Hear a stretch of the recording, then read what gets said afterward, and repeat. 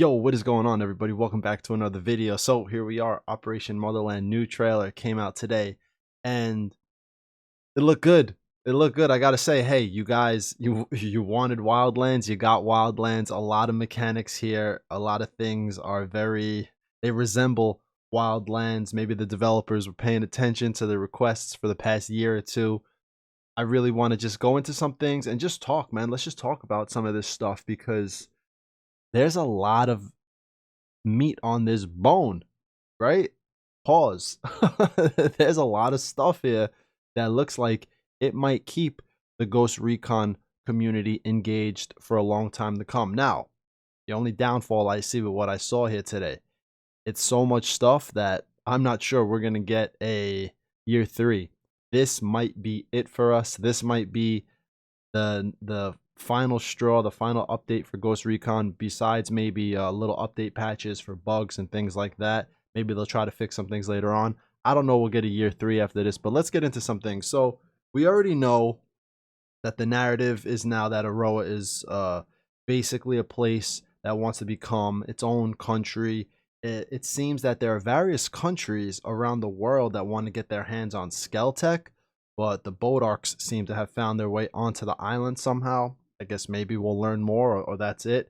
It didn't seem to explain to us how Nomad got off the island, and that seems hopefully maybe when we get in game we'll figure that out, but that seems like a big piece of the puzzle that we all should have experienced by now at the end of the last basically big update, which was Amber Sky.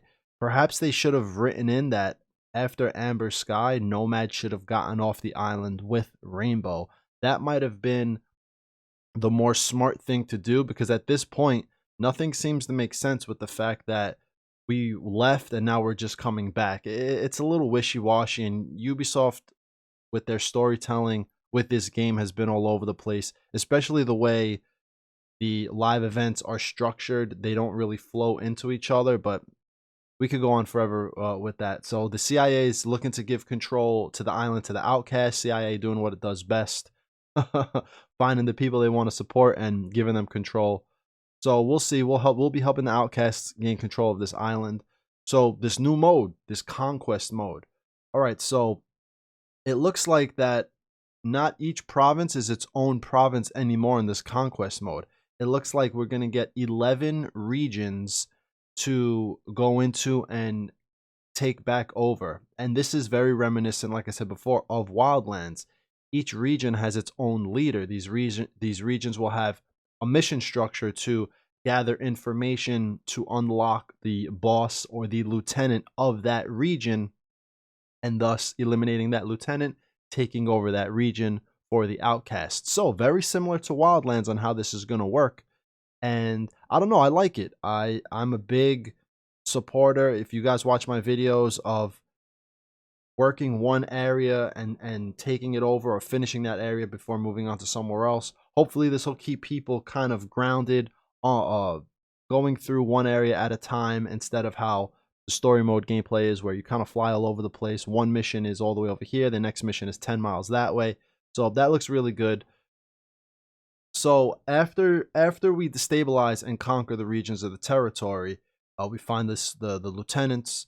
We'll eliminate the lieutenant, we'll liberate the area, and we'll free all these territories to gain control for the outcasts. And then after we beat all these territories, it seems like there's one less territory with a main boss. So guys, they really repackaged this Wildlands format. Territory, territory, territory. Defeat most of them, or all of them in this case, and then boom, you get El Sueño at the end. So now let's get into these world dynamics. Okay, so we know that there's going to be 11 territories. Each territory has a lieutenant. You do, whatever. You do missions, you unlock, you beat the lieutenant. Cool. So now let's get into world dynamics. So this looks really cool. Also kind of reminiscent of Wildlands. It seems like you can choose how to destabilize the enemy region. The only thing that reminds me of Wildlands really is this increased outcast patrols. With Wildlands, you did the rebel missions and you would rescue them from prison cells, and they would kind of be in the area. The more missions you did for the rebels, you increase their number count. this seems reminiscent of Wildlands, but this is kind of new with this disable the drone surveillance, right? And then reduce enemy presence. I don't know how this is going to work, but with drone surveillance, it seems like it's the drone swarm, according to the pictures, the video that we see. So perhaps the drone swarm, kind of like the main game, it keeps you locked out of certain areas, and you had to complete certain things before you could move into that area in the main game. Uh, I might actually be thinking of the beta where we couldn't go into certain areas. They had the drone swarm there. But it seems like for this, in order to get into a certain area or progress forward, you'll disable the drone swarm so you could then kind of progress into this new region or territory. As far as reducing enemy presence, I don't know how that's going to work. Maybe if you kill a certain amount of enemies, they won't respawn. I know some people in the community were asking for that. That's going to be something to look into to see how these mechanics work. But there are definitely 3 mechanics that are going to, I feel like, immerse the player more, as they can kind of control how the world around them is going to look. Oh, I can't move into this area. I got to destroy this. There's too many guys in this area. Let me kill them before I move here. I need a little support over here. Let me make sure I have, more rebel presence in the area. It's something to look forward to, and to really, I'd like to look into more to see how this mechanic works, and it looks really cool. So now, alongside Sentinel, there are going to be new enemies. So it's the Bodarks, as we know. They're bringing new helicopters and trucks, so expect new things in Maria's shop to purchase, maybe the store even, not sure. And they said new convoys around Aroa. Now this is, once again, moving back to Wildlands. Guys, for all of you said, we want Wildlands 2, we want Wildlands 2. You might not be getting Wildlands 2 in a new game. This might be your Wildlands 2 right here. It's like, here you go, guys. Very similar to Wildlands. Maybe there will be a lot more patrols around Aroa that you could attack and ambush. And the only thing I'm confused with is Bodark working alongside Sentinel. How is that relationship forged? How does this work? I know Ubisoft just kind of creates this stuff and is like, here, play the game. But are they going to get into a backstory of how actually Sentinel and Bodark are going to be working together? Is the map now going to be Sentinel and Bodark? Like, are Bodark forces going to increase the number of enemies on the map? Because that's going to be insane. If there's Sentinel, you go into a base and Sentinels in their locations and Bodark on top of that, that's going to be really cool. So we have to see how that's going to look like, because there are also 5 new enemy archetypes that are going to be working alongside these Sentinel archetypes, right? So the Tactician calls in reinforcements. That's like the Sentinel Radio Man. So does that mean we have to look out for the Radio Man and the Tactician? So, or is Bodark going to just be replacing a lot of these assets? What, I would think in engine, whoever the Radio Man is, they would just replace him with this new character that they've created. But we have to see how this is going to work. I would love it. I would love for it to be more Sentinel and then Bodark on top of that, having an immense amount of enemy presence in these compounds and in the world. That would be great. The Oppressor and Armor Rusher. So I guess we have, once again, along with the Shotgunner, we have a Oppressor, except the Oppressor is going to be rushing you with armor on. So that's going to be crazy. So if you're getting rushed by a lot of Oppressors and they're trying to freaking blast you and you're trying to kill them, you're going to have to put in a lot of bullets into them, because it looks like they're going to have armor on them. I don't know if it's going to work the same way as the armor guy in Breakpoint right now, or perhaps the armor guy in Wildlands, where you had to shoot him in the head. I think it was the guys with the yellow hats. You had to shoot him in the head to kind of kill him. So we'll see. And then we have the Dreadnought, who's a rocket launcher. We have the Trooper, standard rifleman, and the Seeker, who's a rifleman, but he has camo. So very similar to Fallen Ghosts. These archetypes are very similar to how Fallen Ghosts work.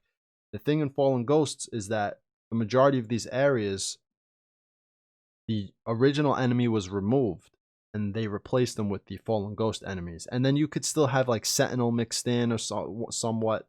So it might really resemble that. I really can't say much more than, guys, this really resembles Wildlands a lot. Whether it's Wildlands, the base game, or something like Fallen Ghosts. It looks like they brought back Bowman. They brought back a lot of Wildlands mechanics and components to maybe kind of make a lot of you guys happy out there. I hope a lot of you guys are, with the decisions that they seem to have made. And we'll see on November 2nd how good this content is. The only thing, before I move forward, the only thing I really didn't see, which is kind of disappointing, is I wonder if there are going to be new areas that they created. For instance, with Operation Amber Sky, they added the breach houses. These were just brand new areas that they plopped down into a row. It would have been really nice if this entire year they spent a little bit of time taking certain areas and just putting new bases there. So for instance, Bodark would come in and they would set up their installations at some areas. There's a lot of space in the game for new areas to be put down. I don't know how hard it is to put a new area into the game and have it run perfectly with no bugs. I don't know how long that takes, but I assume with all the assets that they have, within a year they would have been able to do it. It would have been real nice to see a lot of new bases for players to attack and enjoy. Moving on, guys, Optic Camo's back, and it looks like it's not just like Wildlands. There's an actual progression system here. You can upgrade the camo for faster reloading, camo efficiency, battery duration, action sensitivity for movement. So we're going to be, once unlocked, it's also available in story mode, but there's a progression system here. So you're going to have to gather resources, upgrade it, some type of mark system or whatever, and make your camo better. So at first you get the camo, your battery might be worse. Action sensitivity, meaning if you move around too much, it might go off. To reload faster within camo, that's kind of crazy. And just the efficiency of it. I assume the AI could see you more if it's you just got it, and will see you less once you upgrade it. So this is a progression system now that we're going to have to see how long it takes to progress, what type of resources they're going to use, how do we gather these resources. So that's going to be interesting. All right, so for those looking to unlock new weapons and gear, you have to grind through 99 levels. Guys, this is like another tiered mode, except without a tiered system where the enemy just gets ridiculously stupid. 99 levels, guys. This is what makes me think we're not going to get a year 3. This is basically here to solidify. Here's the content. Enjoy it.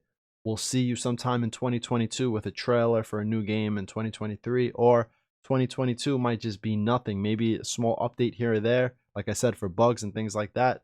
We got to see a weapon mastery system, guys. I mean, this looks absolutely insane. Use your skill points, which a lot of you have talked about. Hey, I want to use my skill points for something. I have so many skill points. Well, now you can. You could upgrade your weapons in 3 specific categories: mobility, accuracy, and handling. So that's going to be really cool. 5 new Russian weapon variants, 6 new weapons and variants in Maria's shop. Maria's shop, new customization options, vehicle skins. Conquest mode, you unlock these new weapons, equipment, and vehicle skins. They'll be available in story mode as well.